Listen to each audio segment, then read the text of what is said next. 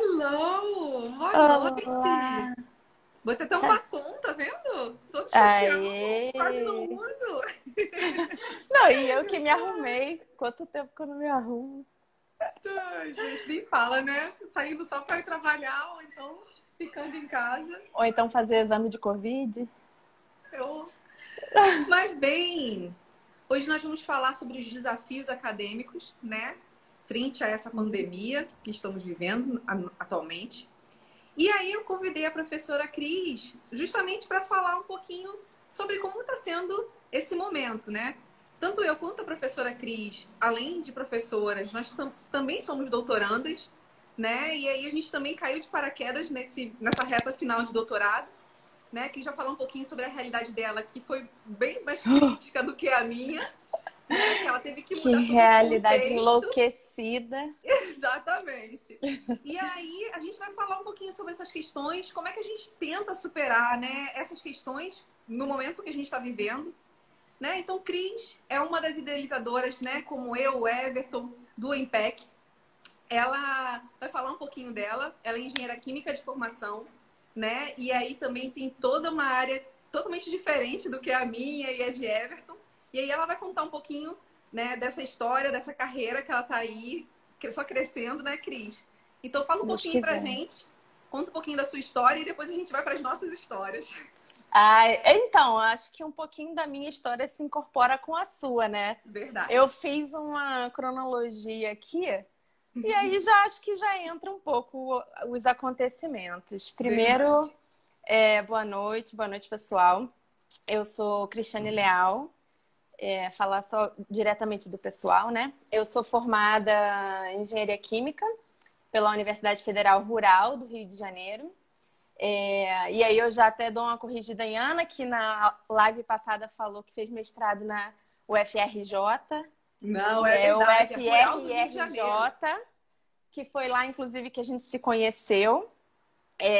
Quando eu entrei no mestrado, né? Quando eu concluí a graduação lá, eu continuei o mestrado lá pela universidade. E quando eu ingressei na pós-graduação de Engenharia Química, a Ana já estava lá em um semestre, né, Ana? E foi quando a gente se conheceu. E é um fato engraçado porque a minha universidade era 100 quilômetros da minha cidade, que eu morava em Niterói. E eu fui conhecer a Ana lá, em Seropédica, que é essa outra cidade, sendo que nós duas éramos vizinhas em Niterói, que nossos pais moram, né, inclusive até hoje, no mesmo prédio, e a gente foi se conhecer 100 quilômetros depois, né, da onde a gente mora. E lá na universidade a gente acabou caminhando juntas no mestrado, seguimos no mesmo grupo de pesquisa, em linhas diferentes. A Ana trabalhava com supercrítico e eu trabalhava com a parte de equilíbrio de fases. E concluí o meu mestrado em engenharia química também em 2015.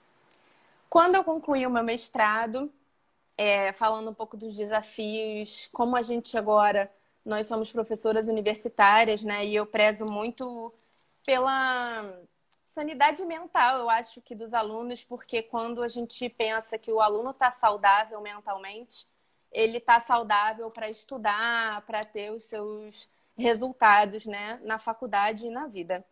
E uma das coisas quando eu acabei o mestrado era que justamente eu não sabia se eu estava saudável mentalmente para continuar o, o doutorado, enfim, a área acadêmica, né? Porque a gente acha que esses trabalhos a gente tem. São tudo flores, né? Às vezes as pessoas falam, você só faz isso, né? Você só estuda, você só faz mestrado. E assim, é uma carga altíssima para a pessoa. Para quem trabalha na área acadêmica, né? É uma pressão de resultado sempre com prazos muito cronometrados e isso acaba que afeta um pouco a gente também pro pessoal. E quando eu terminei na metade de 2015, eu fiquei um tempo ainda sem saber se eu ia continuar ou não, porque eu não sabia como é que ia ser a pressão, né? Que mestrado são 2 anos e tinha passado por uns bons bocados no mestrado, não digo até pelo mestrado em si, mas pela vida pessoal também. E só que eu lembro que no segundo semestre de 2015 eu recebi uma mensagem de um colega. A Ana já tinha ingressado no doutorado na UFRJ, né? E eu tinha recebido uma mensagem de um colega falando que tinha aberto as inscrições para Pontifícia, não sei se vocês conhecem, a PUC, né? Universidade Católica. E eu falei, vou me inscrever, vamos ver o que vai dar. E acabou que eu passei com bolsas e tudo mais. E no doutorado, não sei se, né, o pessoal público sabe, estou vendo o pessoal entrando, inclusive os alunos. No mestrado a gente tem 1 ano de disciplinas e 1 ano de parte experimental, ou, né, a dissertação. E no doutorado a gente tem 1 ano de disciplinas para complementar as horas que a gente teve no mestrado. No outro ano, lá na PUC, pelo menos, que é um pouquinho diferente até da UFRJ, onde a Ana fez, o segundo ano a gente tem 2 avaliações que são feitas, que é a qualificação, e no segundo semestre tem ainda o proposta de tese, né? Acho que, se não me engano, na UFRJ é uma coisa só, né? Só a banca. É só a qualificação já é a qualificação, proposta. a banca de qualificação e, afinal, a defesa da tese. Então, aí lá tem tanto o Qualify, que eles chamam, né? Que é onde eles analisam todo o seu conhecimento na engenharia química no geral, não só na sua pesquisa. E depois, no segundo semestre, tem a proposta de tese, onde você defende os conhecimentos que você quer fazer na sua pesquisa no terceiro ano. Que aí é onde, no terceiro ano, que foi onde começou os meus desafios de doutorado, foi quando eu iniciei as pesquisas. Não vou falar as instituições, né, as faculdades, porque foram casos assim meio tortuosos, mas é quando a gente acha que as coisas são 100% tranquilas, né? Quando eu comecei a minha ideia de pesquisa, eu ia trabalhar em sempre, tudo bem que nesses 2 anos, mesmo modificando os assuntos da minha tese, que vocês vão entender, todas elas eram voltadas para a parte de catálise. Então, pelo menos isso, né? Pelo menos o assunto, o geral... E nem eu. A espécie não mudou. A espécie não mudou. O que mudou foi a catálise ficou, pelo menos, né? Exato. E nisso, o que acontece? Minha primeira proposta de tese era fazer produção de butadieno numa instituição que existe lá no Rio. Eles abriram as portas, eu entrei como bolsista voluntária, fui lá, aprendi a mexer, fiz as revisões, fiz os testes, escolhi os tipos de catalisadores que poderiam ser utilizados naquele processo. E eu lembro que, não sei, acho que uns 3, 4 meses depois, eu e meu orientador, a gente foi chamado lá. E a chefe da área falou que a produção de butadieno tinha sido vendido para uma empresa e que não poderia ser mais utilizada como parte científica, né? Que eles fornecem pra gente. Então, essa foi meu primeiro assunto. E tive que parar. Legal que uns 2, 3 meses depois eu descobri que os testes que eles iam fazer com butadieno foram justamente com os catalisadores que eu escolhi para fazer a minha tese. Ela utilizou no processo de pesquisa lá. Tudo bem. Aí você superou esse desafio. Aí a gente aprende, né? Vamos seguir. Vamos seguir. Sentei com o meu orientador, vi outro assunto. Sim. Aí a gente ia tratar de pirólise lá na própria universidade. E, como sempre, a gente nunca tem o lado profissional separado do lado pessoal. Passei por problemas pessoais novamente. Ana já estava aqui em Salvador, né? Porque foi metade de... Ana veio para cá em janeiro, não foi? 2018? Foi, 2018. E aí, no meio do ano, ela e o professor Fernando me chamaram, falaram que tinha um projeto aqui em Salvador, que se eu não me interessava. E eu fiquei balançada por conta do doutorado, obviamente, mas aí eu fui atrás de faculdades aqui em Salvador que pudessem abraçar a minha pesquisa, até mesmo pela pirólise. Para não modificar mais uma vez. E consegui uma universidade, uma faculdade, onde a professora tinha Tinha pesquisa de pirólise, mas o equipamento não estava sendo utilizado no momento. Então, ia ter que ser feito vários ajustes para eu poder utilizar. Aí eu falei, bora então, se tem o equipamento vai dar certo, né? Vim, me mudei, botei tudo dentro de um carro. Falei, família, tô indo, beijo, amo vocês, a gente se vê. E vim morar em Salvador, metade de 2018. Fiquei, fiz reuniões com essa empresa, com essa faculdade, a gente fechou tudo. Só que o equipamento tinha várias manutenções para serem realizadas, não tinha ninguém para fazer a manutenção no equipamento. E isso foi postergando. Chegou o final do ano, a professora virou e falou, olha, Cristiane, você defende ano que vem. Eu não sei se vai ter tempo hábil, né, de você conseguir fazer os testes nesse equipamento. Então, eu acho melhor a gente ver com outro professor, uma outra área de pirólise, mas era um outro tipo de pirólise, só que para você conseguir fazer os resultados. Eu falei, ok. Aí chamou o outro professor, fui lá na reunião, tudo bom, tudo ótimo, maravilhoso. E o professor virou para mim e falou assim, olha, me manda um e-mail com as especificações, as coisas, questões e tudo, que aí a gente senta, organiza. Falei, tá ok, tá ótimo, feliz da vida. Falei, graças a Deus, isso vai sair, meu pai, não sei o quê. Pois bem, eu mandei o e-mail para o professor. Vocês receberam o e-mail? Porque eu ainda não recebi o e-mail de retorno. Tá esperando até hoje. Eu tô esperando até agora o e-mail do professor. Pois bem, quando chegou em janeiro do ano passado... Oi, amiga. Quando chegou janeiro do ano passado, o professor Pellegrini, que inclusive quando eu vim para Salvador, já virava para mim, cantava pedra, falava, Cristiane, resolve essas questões, vamos fazer alguma coisa que dê para você fazer aqui, não sei o quê. Eu falei, não, professor, a professora falou que vai dar certo. E eu tava lá na fé que ia dar certo. Você não queria sair do experimental, né? Queria se manter ali, eu queria ficar no experimental, porque o meu mestrado foi experimental, eu sempre me dei bem, Ana sabe, tipo, eu gosto de laboratório. No mestrado onde a gente fez, eu arrumei aquele laboratório, a nossa professora teve um laboratório novo, organizei o laboratório todinho. Eu gosto de laboratório. E eu ficava, não, professor, vai dar certo, vai dar certo. Aquela fé, que é uma coisa até que a Ana me mandou hoje, um texto sobre persistir, né? Da gente não desistir, de sempre ficar com medo do incerto, mas eu acho que eu e a Ana, a gente sempre passou por vários problemas e, gente, essa amizade já dura aí, né, 8 anos, né, pelo amor de santo já. Exatamente. Então, assim, a gente passou por muita coisa.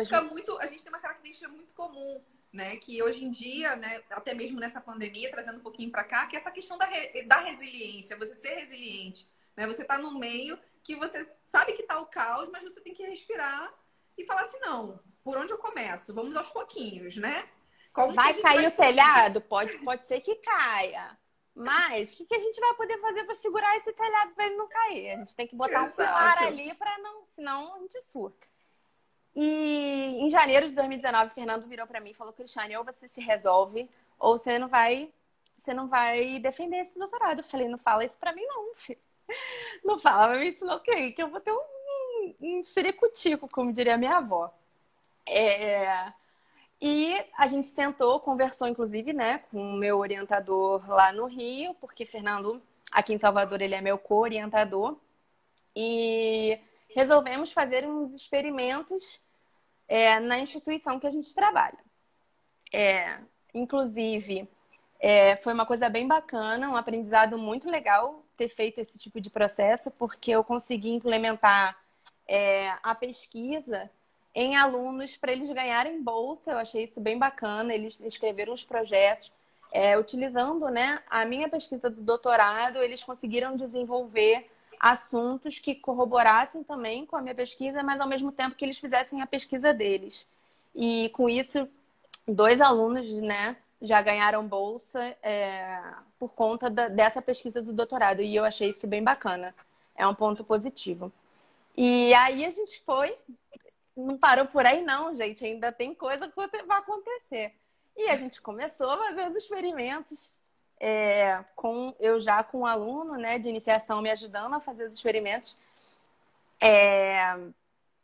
E no final do ano passado, a gente terminou de fazer os experimentos e fomos analisar os experimentos. E percebemos que a gente ia ter que fazer tudo de novo. Ia ter que fazer outro catalisador para fazer outras análises. E quando isso aconteceu, quando a gente fechou esse balão, né, que ia precisar desses outros tipos de processo, veio quem? O coronavírus, né? Ai, gente, eu falo, todo mundo que trabalha comigo sabe, meus amigos, minha família, todo mundo sabe que, assim, ninguém entende como que eu consigo rir desses negócios, porque eu acho que é de pirar o cabeção, gente, assim, é uma situação que eu devia ter defendido, agora falando sério, né? Eu devia ter defendido em março desse ano, e eu já havia pedido a prorrogação da minha defesa por conta desses novos testes que eu devia fazer para poder complementar e defender no meio do ano. Nisso veio a pandemia e eu sabia que mesmo pedindo a prorrogação eu não ia poder fazer nada. A gente não está podendo ir em laboratório, os alunos principalmente, né? Não tem nem previsão de entrar num laboratório, entrar lá na nossa instituição. E foi quando meus orientadores, que Fernando, ele é especialista na área de simulação, né, de processos, falou: Cris, o único jeito de você conseguir manter algum assunto é fazer agora a parte de simulação do processo que você ia fazer experimentalmente. Sendo que a pessoa já trabalhou com simulação na vida? Não, né? Não sabia mexer, não sabia nem instalar o programa, quanto mais mexer no programa, né?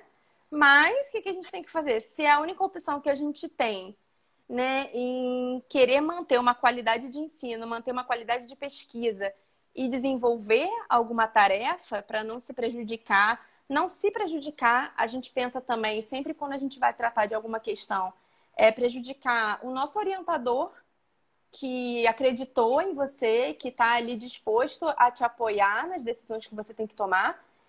E a faculdade, né, que investiu em você para que você tivesse essa qualificação. Então, assim, tudo isso salienta para você ter aquela aflição de ter que ter um resultado, né, independente. E eu acho que quando a gente desenvolve esse pensamento, é quando a gente tem a força de, eu não vou desistir agora, né? Nem que eu tenha que ter mais um ano. E aí eu prorroguei, vou ter que prorrogar de novo, porque minha primeira prorrogação era para eu fazer os experimentos novamente, mas agora eu tô tendo que partir para outra vertente, né? Que por mais que seja o mesmo assunto, é um trabalho diferente. E eu vou ter que prorrogar de novo. E assim, claro que a gente pensa em defender no tempo certo, né? Achar. Todo mundo acha que. Aí eu entro já num conceito que a gente conversou, né? Todo mundo sempre acha que tem um plano de desenvolver as coisas no tempo certo. A faculdade são 5 anos, tem que defender em 5 anos, o mestrado 2 anos, o doutorado 4 anos. E na maioria das vezes, inclusive os meus amigos, inclusive entrou um agora, que ele se inclui nesse assunto, é assim, que você demorar um tempo a mais, às vezes você passa por problemas para poder se formar, ninguém sabe da sua vida pessoal. Muito dos acontecimentos que a gente passa influencia, sim, nas atividades que a gente tem, nos problemas que a gente passa. E, por exemplo... E também conciliar, né, Cris? Conciliar também a vida profissional, que a gente já está galgando, com uma pesquisa, com um doutorado em paralelo. Com né? resultado. Diferente da Cris... Exatamente. Diferente da Cris, eu estou numa fase onde eu preciso defender, só que eu simplesmente travei. Eu não consigo escrever uma linha mais da minha tese. Já fez os resultados. Pronto, já tenho resultado, está tudo lindo, maravilhoso, resultado positivo, mas escrever eu não consigo, né? Então, assim, é uma questão minha que eu tenho que superar, passar por ela, pensar, refletir, falar assim, não, foram 5 anos, já fiz 5 anos, né? São 5 anos que eu preciso encerrar, né? E eu tenho que ter consciência disso e conseguir passar por isso e conseguir escrever. Enfim, continue, Cris. Não, e isso faz, por exemplo, eu vou atrasar um ano também, né? que a minha intenção é prorrogar mais uma vez, porque aí a gente entra na questão pandemia, né? As pesquisas, elas estão paradas, só as pesquisas que levam em consideração o vírus que estão sendo ativas, né? E as que são, obviamente, que não pararam, por exemplo, lá na nossa instituição, que tem as produções, são processos que auxiliam nessa pandemia. Então, assim, atividades que estão em volta da pandemia, elas estão ativas. As que são pesquisas de benefícios empresariais, por exemplo, né? Elas estão paradas. Então, se a gente não consegue se modificar da mesma forma que também está todo mundo sendo modificado, as aulas estão sendo modificadas, as pesquisas estão sendo modificadas, a gente também para. E a gente não quer parar, né? Quem trabalha com pesquisa, quem trabalha com ensino, não quer ficar parado. E nem pode. Então, assim, pode, senão eu vejo hoje até pelas escolas, né, estaduais, municipais, que eles tiveram que parar total, porque as crianças não têm condição de seguir, nem, não todas, né? E isso também afeta os professores, né? Que estão ali querendo mostrar o ensino, ajudar. Inclusive, agora em Salvador, eles conseguiram implementar as aulas em canais abertos. E esses dias eu até olhei e tá bem bacana. Então, assim, a gente não pode nunca deixar de fazer as atividades. E aí acaba que a gente altera também os nossos planos, né? As nossas motivações. E aí que eu espero que, né, meu orientador e eu e meus alunos, a gente consiga finalizar a minha pesquisa de doutorado com a simulação, né? Porque... Que nada mais altere, que siga nessa linha. Que nada mais altere, porque, assim, não foi só virar e falar, olha, vamos trocar de assunto? Eu acho que agora não é esse assunto, não tá bacana. Não, fechei um assunto. Para você fechar um assunto, né? Isso eu digo para todas as áreas. Inclusive, a gente ficou mandando a live de hoje para todo mundo, porque eu acho que esse é um assunto que não engloba só engenharia química, né? É uma parte científica no geral.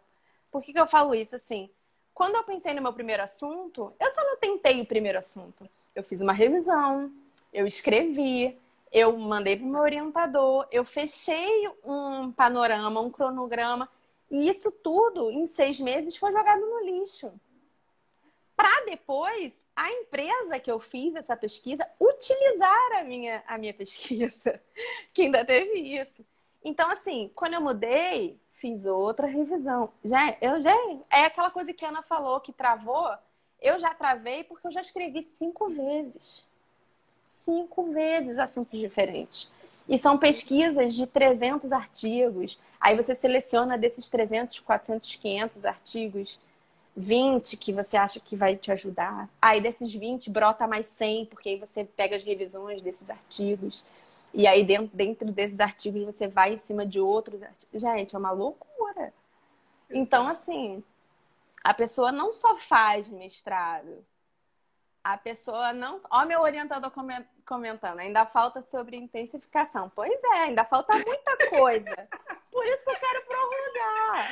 Ainda bem que ele não escreveu aqui pra mim, já terminou sua tese.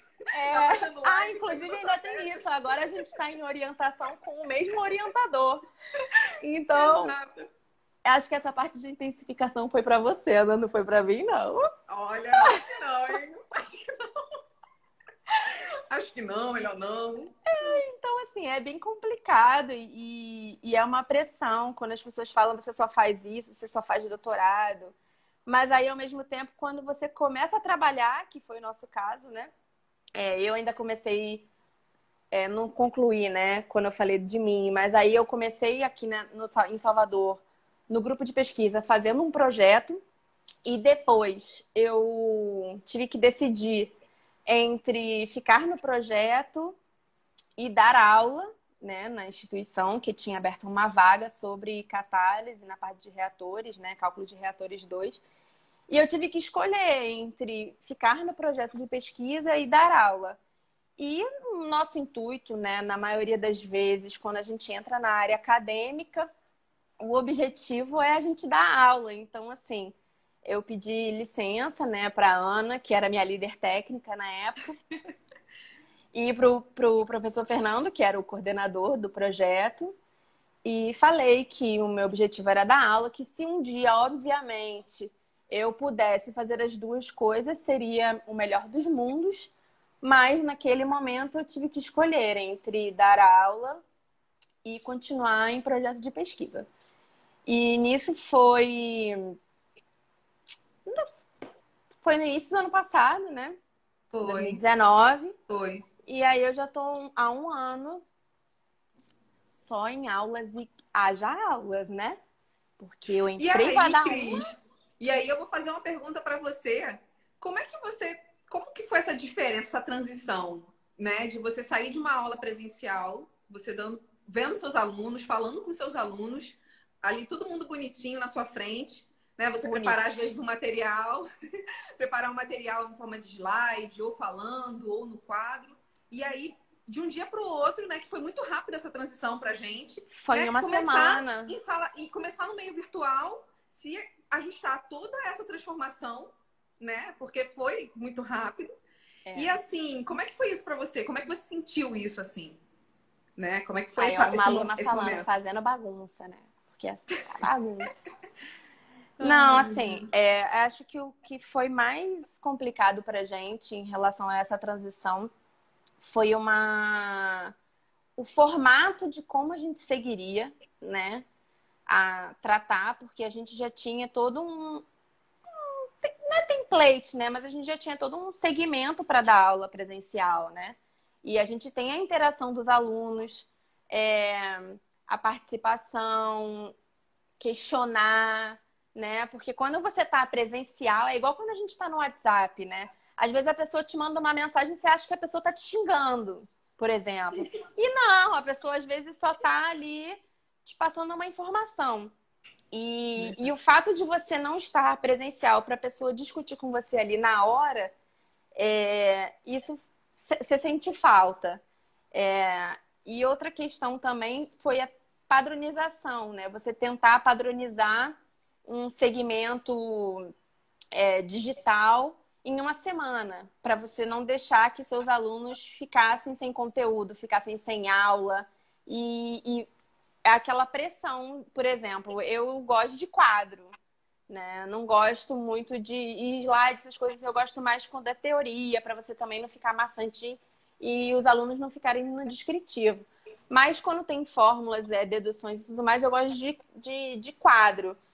E eu tive que passar isso tudo para slide em uma semana. Então, assim, aulas novas, inclusive, que eu estava lecionando, né? Que eram disciplinas que eu ainda não tinha dado. Então, eu tinha que, além de montar as aulas, eu tinha que transferir essas minhas metodologias presenciais para o digital. Então, assim, foi uma transição dupla, né? Uma consequência, assim. E outras questões também era o tempo de aula. Minha amiga falando que é trauma. Mas é porque na nossa época não era slide. Na nossa época era... Qual é o nome, gente? Reto projetor? Né? Não, tinha outro nome. Eu esqueci. Era aquele papelzinho de plástico que botava no... Eu esqueci, gente. Transparência. Transparência. Exato. Então, aí é traumático. Mas, E outra questão também em relação às interações era... A gente tem uma aula, que são 2 aulas seguidas de 50 horas, por exemplo, né? A gente não consegue mandar uma aula de 1h20, né? 1h30 para os alunos. Eles não vão se interessar. Vai ficar olhando para... Tipo, a última coisa que eles vão fazer é ficar olhando a sua aula, seus slides com você falando e tudo mais. A Ian falou que eu até consegui fazer as aulas práticas. Gente, que loucura. Tu viu figurinha de Cris, Cris Naruto, contar... Cris mascarada. Gente, eu sou a pessoa que sou... As duas são tão novas. Não tão novas. Não, porque o cabelo branco já tá escondido. Mas o Ian comentou sobre as práticas e isso foi um desafio também. Para o pessoal, né, que está assistindo, eu dou as 2 disciplinas de prática de engenharia química. Só que esse semestre só tem uma, que é o Laboratório 2, né? E a gente pegou a pandemia e eles só fizeram uma prática. Nisso, a instituição falou, olha, não pode, a gente já não estava indo mais também para a instituição, né? E eu conversei com o meu coordenador, que ele estava aí agora também, não sei se ele ainda tá. Eu conversei com ele, falei, olha, vamos lá gravar? Ele virou e falou, ó, eu tenho aqui as câmeras e tudo mais. Eu falei, então vamos, eu edito. Isso, assim, a gente, na raça bruta, né? Agora a instituição vai padronizar as gravações e tudo, porque algumas disciplinas não tiveram condição de fazer isso. Então, alguns alunos ficaram mesmo sem prática, né? Esse período que a gente tá. E aí fomos, eu e o meu coordenador, ele gravando e eu de máscara lá fazendo as práticas. E aí depois editei e mandei para os alunos. Cada semana eu mandava uma prática para cada grupo. E, gente, vergonha total. Igual eu tô com vergonha aqui também de ficar falando. Eu falo a beça, a geminiana fala igual uma matraca, mas assim, eu morro de vergonha. E os alunos depois me mandando vários stickers meus, várias montagens com as minhas fotos. E eu virei até caneca, gente. Eu virei até caneca. No meu aniversário esse ano eu ganhei uma caneca. Era pra você estar bebendo seu chazinho aí agora. Pega a minha caneca, por favor. Eu tô com ajudante. Tem até assistente, aqui. Gente. Tem assistente de palco. Eu vou pegar a caneca pra vocês verem. Agora eu tenho uma pergunta pra você que a gente tinha colocado aquele quadrinho, né? De perguntas antes de começar. Uhum. E a Ana Carol perguntou: quais são as dificuldades que os pesquisadores encontram na carreira acadêmica? Ai, são tantos. Eu acho que é por isso que eu passei para você responder essa pergunta. São tantas. Olha, eu vou falar as minhas pessoais, assim, né? Como eu venho de uma área totalmente diferente, né? Eu sou bióloga de formação, mas o meu mestrado foi em engenharia química. Eu lembro que na minha primeira aula foi muito engraçado, né? Que ele estava lá e aí ela presenciou, porque assim, como eu ia falar de operações, como eu ia falar de processo de separação, se eu nunca tinha visto, né? Se eu nunca tinha tido noção, dimensão do que era. Essa disciplina é legal. E eu já começava a minha apresentação falando que eu era bióloga. E aí, na minha primeira chinelada foi o seguinte: você está fazendo um mestrado em engenharia química. Vamos estudar, você precisa saber. Então, assim, já começou por aí. Então, eu tive que sair de toda da minha realidade, né, que eu tinha aprendido na minha graduação e mergulhar de cabeça no mestrado e na área que eu tinha escolhido, né? Então, assim, para mim já começou por aí, né? Sair do meu quadradinho, do meu mundinho, biologia, para entrar na área de engenharia. Eu lembro que você fez disciplinas, você pagou aula particular. Não, você pagou aula particular para você aprender cálculo, aula particular, exatamente. Cálculo, nunca tinha visto cálculo da forma que vocês veem, né? Então, assim, para mim... Olha, deixa eu te mostrar. A caneca. Mentira, cara. Muito bonitinha. Aí, Cris nas práticas. Eu nas práticas, gente, gravadas, ó. Tava assim, ó. Ganhei até caneca. E aí, assim, foi tudo muito difícil, né? Tipo, também, eu já era de uma parte, já trabalhava na área de experimentos, eu trabalhava em laboratório desde a minha iniciação científica, né? Que eu fiz na Universidade Federal Fluminense. Então, assim, minha vida inteira foi dentro de laboratório, né? Desde o meu terceiro período da faculdade, que eu comecei a iniciação científica, e depois disso eu fui trabalhando em projetos de pesquisa, e quase minha vida inteira eu fui bolsista, até poucos anos atrás. Né? Então, assim, já é muito difícil porque você é cobrada, que nem a Cris falou. E aí, vai ser o quê? Sabe? A gente não tem os mesmos benefícios. Você comentou uma coisa agora que eu lembrei, que a gente sempre comenta quando a gente se encontra. Os perrengues que a gente passava nem se fala, porque quando eu fiz graduação na Rural, eu morei na Rural, né? Porque eram 100 quilômetros de distância da minha casa. Só que no mestrado a gente não morou lá, né? A gente dormia às vezes na casa de colega por conta de trabalho e tudo mais, mas no dia a dia a gente pegava o ônibus em Niterói e era 10 para as 5. Você pegava o de 4h30, né? Que era um pouquinho mais longe. E eu pegava 10 para as 5 para estar lá na faculdade 8 horas da manhã. Quando chegava lá não tinha aula ainda por cima, porque na época não tinha avisos para serem comunicados, não tinha essa comunicação. Exato. E saía de lá 3, 4 horas da tarde, porque pelo menos isso, as disciplinas acabavam cedo, né? Quando não tinha pesquisa.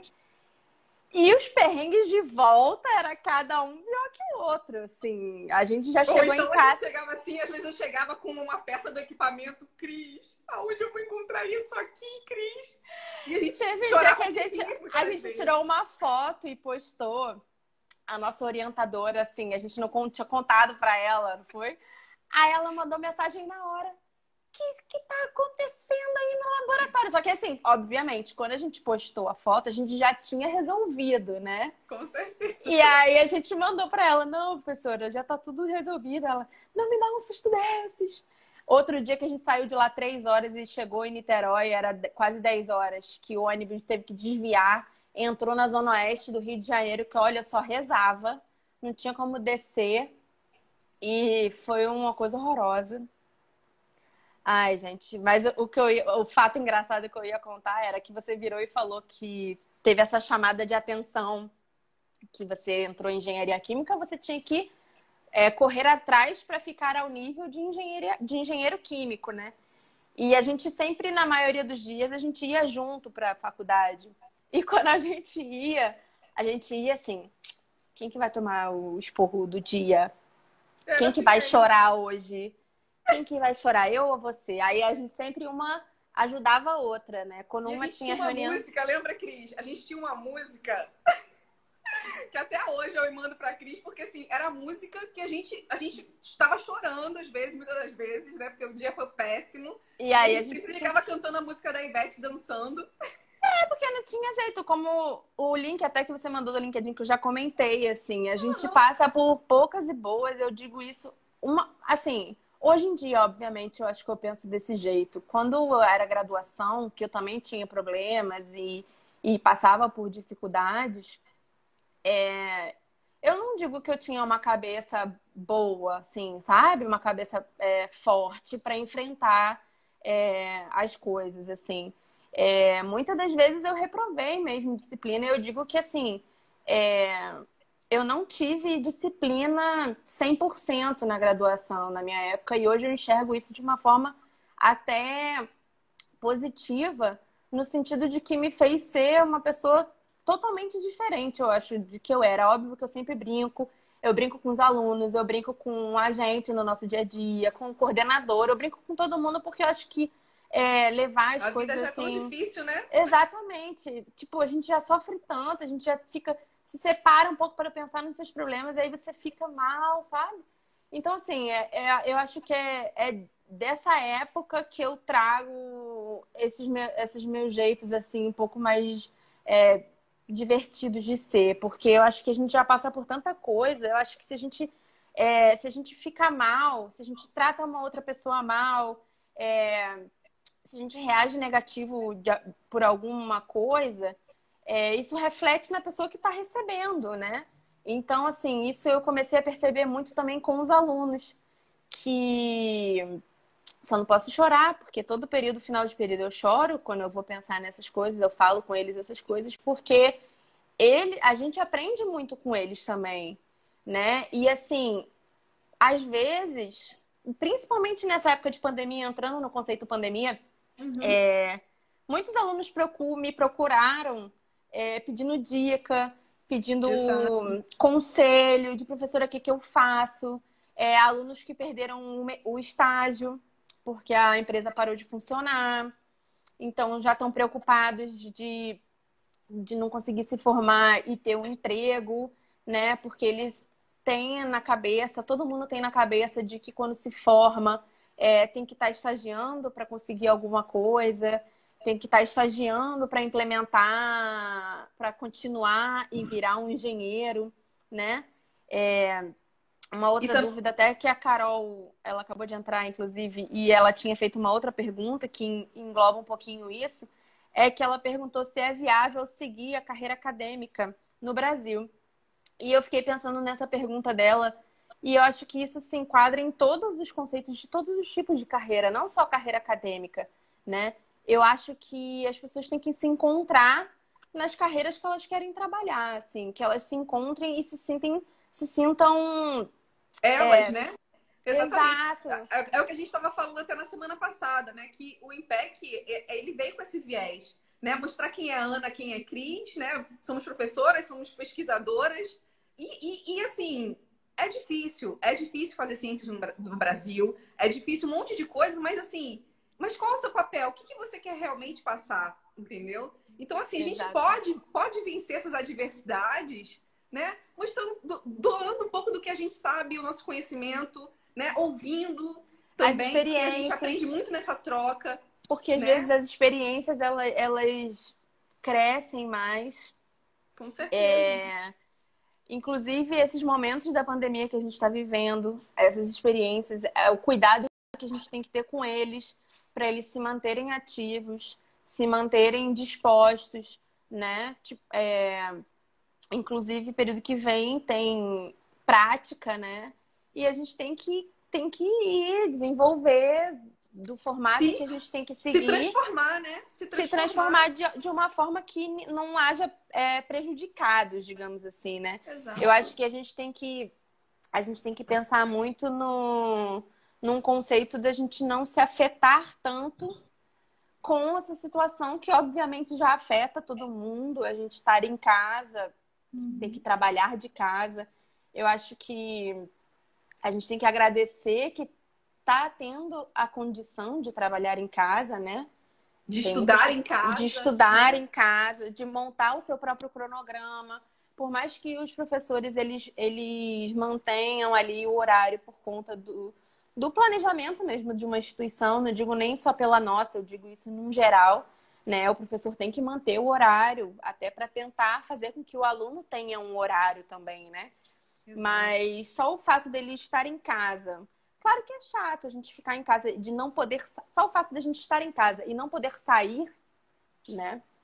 Isso é uma coisa ruim. Mas é aquela questão que a gente fala, né? O teto tá caindo. Foi o que eu falei no início. O teto tá caindo. A gente tem que dar um jeito de segurar para não cair na nossa cabeça. Então, assim, a gente tem que fazer as coisas para não ser tão negativo, né? Não ser uma forma tão negativa de ter a faculdade, de ter o trabalho, de ter a rotina em casa, né? Aposto muito que tem gente que tá ajudando a mãe. Podia aproveitar para ajudar a mãe, ajudar o pai, né? Tipo, fazer as coisas de casa e botar isso num cronograma, né? De tarefas, não só tarefas de faculdade. Faculdade a gente não trabalha às 12 horas, contando que a gente fica 12 horas, 17 horas acordada. A gente não fica o tempo inteiro na faculdade. Claro que tem trabalhos, serviços, atividades que demandam tempo. Mas, e os donos de casa, as donas de casa? Eu vou falar até donos, porque tem homem também, obviamente. Que tem uma rotina, tem mães. E a gente também tem que pensar que a gente também tem que ter esse momento de pausa, né? Não é o tempo inteiro full time trabalhando, full time tentando encaixar, tentando ver o que está acontecendo. Mas também parar e pensar assim, cara, eu preciso pensar naquele momento, refletir, ver uma televisão, ver uma notícia, fazer um curso que às vezes eu quero, né, que eu acho interessante. Eu, quando tô cansada de trabalhar, eu vou arrumar a casa, gente. Olha isso. Por quê? Se eu fico vendo televisão... Tragédia. Não, fora a tragédia, sem contar a tragédia, mesmo que seja vendo filme, para não contar que é tragédia, ver jornal. Mas se eu sento no sofá e vou assistir alguma coisa, eu fico com aquela paranoia que tem coisa pra fazer, sabe? Ai, que coisa horrível. Aí você fica com aquela tensão que você tá cansada porque não consegue trabalhar, mas ao mesmo tempo você tá preocupada porque não tá fazendo nada.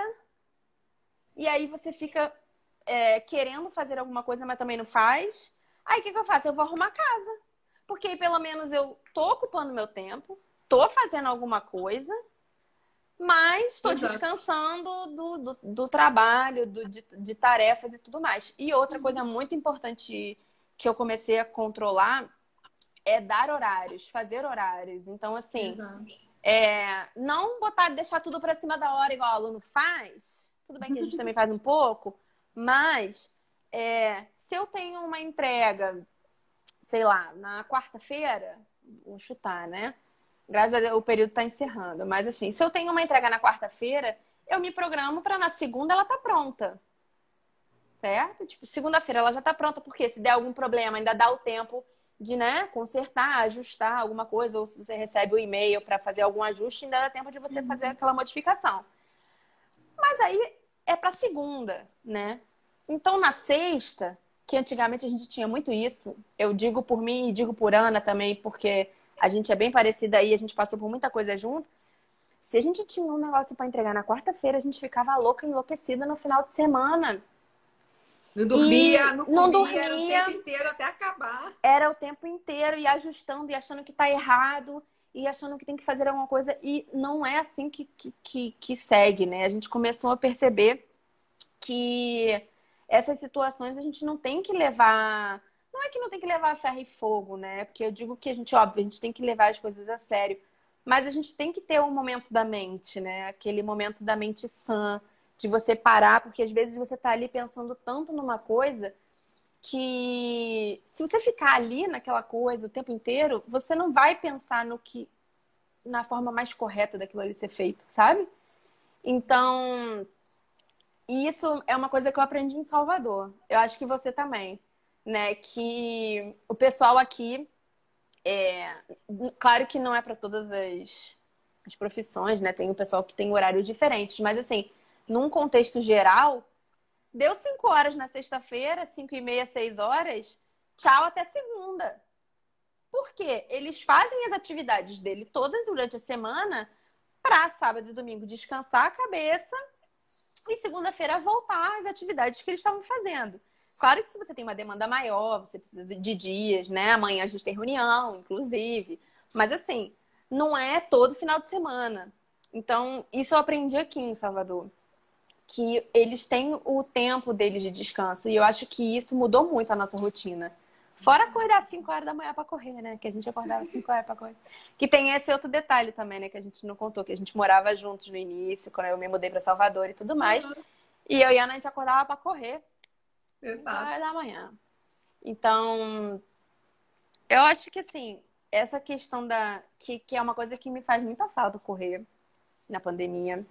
Eu acho que o que está acontecendo muito também nesses momentos é a falta de gastar adrenalina que a gente tem, né? Eu não digo nem estresse, porque, como eu falei, que eu nem respondi também, né? Se é viável seguir uma carreira acadêmica no Brasil, que a Carol perguntou. E quando eu pensei nisso, eu pensei muito em... Eu acho que a gente tem que seguir a carreira que a gente quer. Eu acho que, assim, se vai ser fácil ou se vai ser difícil, vai depender muito do quanto da sua energia, né, que você vai depositar naquilo. Então, assim, eu digo por mim, né, quando eu comecei mestrado e depois eu fui pro doutorado, quando eu fui pro doutorado, até acho que não foi nem no mestrado, foi quando eu percebi que aí eu comecei a dar aula particular, dei muita monitoria também lá para os alunos do meu orientador. E eu comecei a perceber que era bom, sabe? Assim, você ajudar a pessoa a entender a matéria. E aí ela, né, no caso de monitor, né? Ela estava mal na matéria e precisava de ponto, né? Nas últimas provas, principalmente, quando o pessoal procura monitoria, né? E aí a pessoa passar, tirar nota. Então, assim, isso vai começando a estimular. E quando eu comecei a pensar nisso, foi a hora que eu falei, eu vou seguir a área acadêmica. Tanto que eu começava a procurar faculdades. O meu foco mudou. Antes, quando eu não sabia o que eu queria, né? Você procura em todas as áreas. Você abre um leque, né? Ainda mais em engenharia química. Eu fico vendo até mesmo pelos meus colegas de profissão, né? Porque muitos deles não foram para o mesmo caminho, né? Eu conto nos dedos de uma mão quem foi para a área acadêmica ou que trabalha na área, né? Total. Assim e eu como eu digo conheço do outros engenheiro colegas químico que também. são de outras áreas que também nunca trabalharam naquele contexto e são muito bem-sucedidos, muito felizes na área que estão seguindo, né? Hoje eu achei interessante, seguindo aí essa fala, né, que você começou a falar, um aluno veio me perguntar em questão de nota, por que tirou a nota. Enfim, eu acho que nota também não define aluno, entendeu? Nada. Não define aluno. Você fez um papel, você fez um trabalho bom, você tem consciência disso, né? Independente. Continue. Aquilo não é para você se sentir mal ou se diminuir, Sua né? nota ser menor do que a do outro não significa que você é pior do que o outro. Isso não existe, Exatamente. Vamos jamais. falar de comparação, né? Que a gente também tem muito essa mania.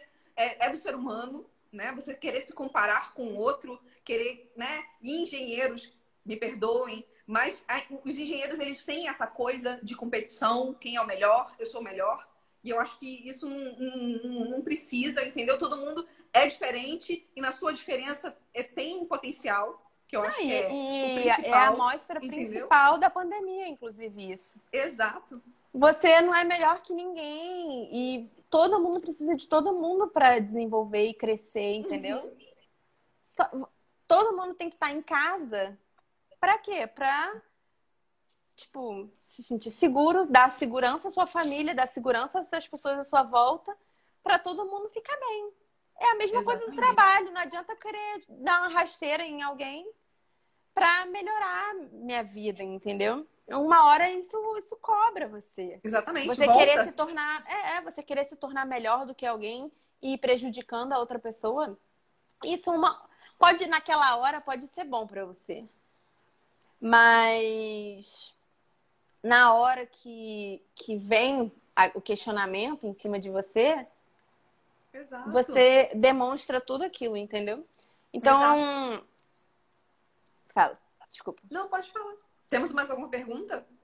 Eu cheguei nem. Acho que não, né? Não, a Silvana falou que também acho que o quantitativo não define potencial. De forma alguma. Ah, tá. Inclusive, eu acho que isso é uma dos déficits de quando você vai contratar alguém por currículo. Às vezes a pessoa tem um currículo excepcional, Mas não é um bom profissional. mas não é um bom profissional. E aí, até que ponto isso qualifica alguém, né? E Exato. essas questões de muitas pessoas estão perdendo emprego. E as dúvidas sempre como vão ficar as situações das indústrias, das empresas pós-pandemia. A gente viu até Fernando, né, na live dele com o pessoal da indústria, eles falando que por mais que agora tenha esse pessoal sendo demitido, depois vão ser recontratadas pessoas que tenham as qualificações. Mas aí vem a pergunta, né? Até que ponto aquela pessoa que tem a qualificação vai ser o melhor profissional para a área dele do que uma outra pessoa que já estava procurando também alguma coisa, né? E não tinha experiência. Eu digo por mim, eu estagiei, né, na época da graduação, fiz um estágio na parte de bebidas, na parte de indústria, e depois eu nunca mais trabalhei em indústria. E muita gente dizia, você vai ficar no mestrado, não vai ter experiência, porque ninguém vai te contratar. E hoje em dia ninguém vai me contratar, eu acho, mesmo que eu tente, porque com 33 anos, com uma pessoa sem experiência, a indústria não quer uma pessoa sem experiência. Por mais que eu ache que eu tenho capacidade de atividade, proatividade, qualidades muito mais definitivas assim para uma empresa, às vezes uma pessoa com um currículo que trabalhava numa indústria em alguma coisa, ela vai ter um ponto muito a mais.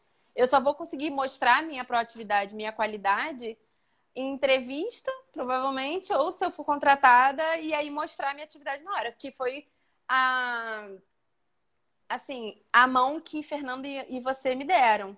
Por você me conhecer e saber o potencial que eu tenho na parte de pesquisa, na parte né, de experimental, que na época, quando vocês me chamaram para fazer parte do projeto, eu ia trabalhar na parte de experimentos, né?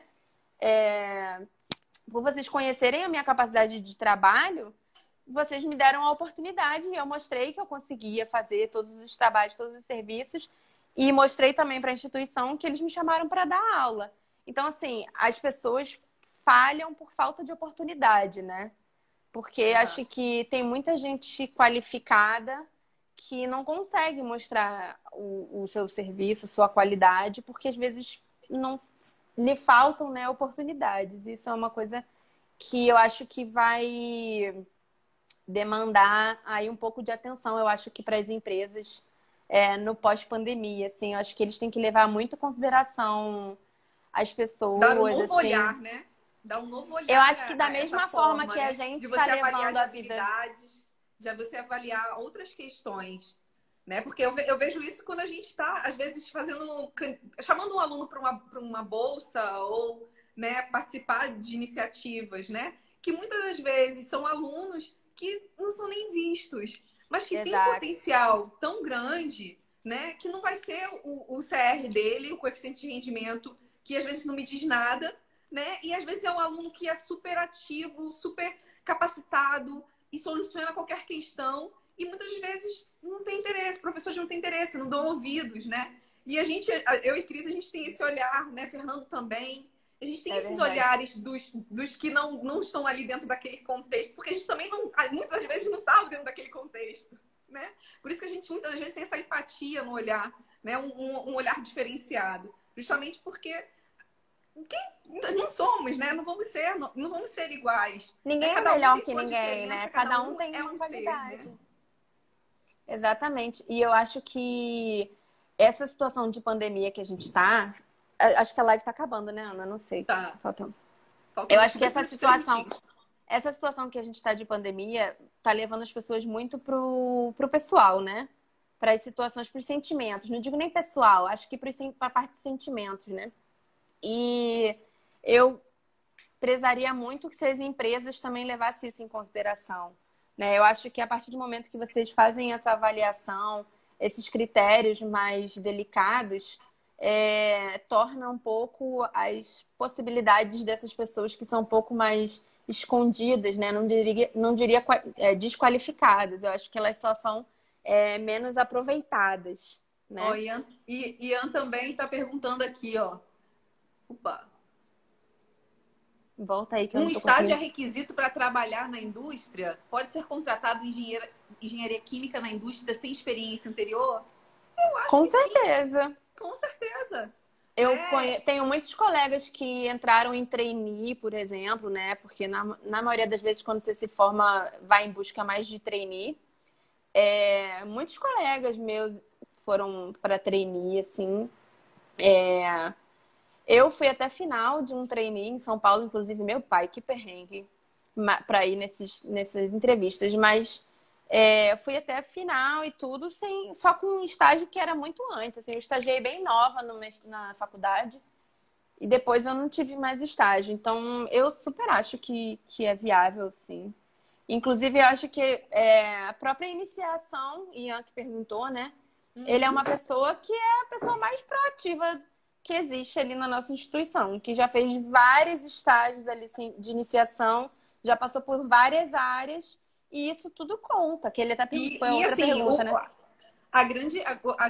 o grande diferencial também da instituição que a gente trabalha, né, é justamente essa, né? A gente tem vinculado a ela, né, projetos que são projetos para solucionar questões da indústria. É Então, verdade. assim, os alunos, eles já ficam imersos a essa situação. Então, já facilita muito, né? Essa interatividade, muitas das vezes, né? Tá lá nossos professores como apoiadores, eles executando problemas, soluções de projetos, né? Então, É. com certeza eu acho que é o caminho. Mas vamos nos despedir, né? Porque tá acabando. Fazer igual o Fernando, volta, vamos voltar outra live. Ai, mas foi Mas, muito obrigada. bom, eu gostei muito. Né? Na nossa próxima live Também. aí vamos ter Everton e professor Fernando. E vamos daqui a pouco saber qual é a temática da vez. Mas, gente, muito obrigada. Eu queria agradecer a todos que compartilharam. Cris, Obrigada, gente. Obrigada, Ana. muito E é o obrigada que o professor está mesmo. falando, a gente tem que buscar o conhecimento, independente da área, independente da consequência. Se a gente vai conseguir uma indústria, um estágio, iniciação, mestrado, Exato. doutorado, o Estude, importante é a gente se estude. manter Entendeu? Porque isso ativo, é uma coisa que sempre. ninguém te tira. Conhecimento. Um professor me falou, e isso eu levo para a vida. Conhecimento é um presente. Ninguém te tira. Então, Exatamente. isso é um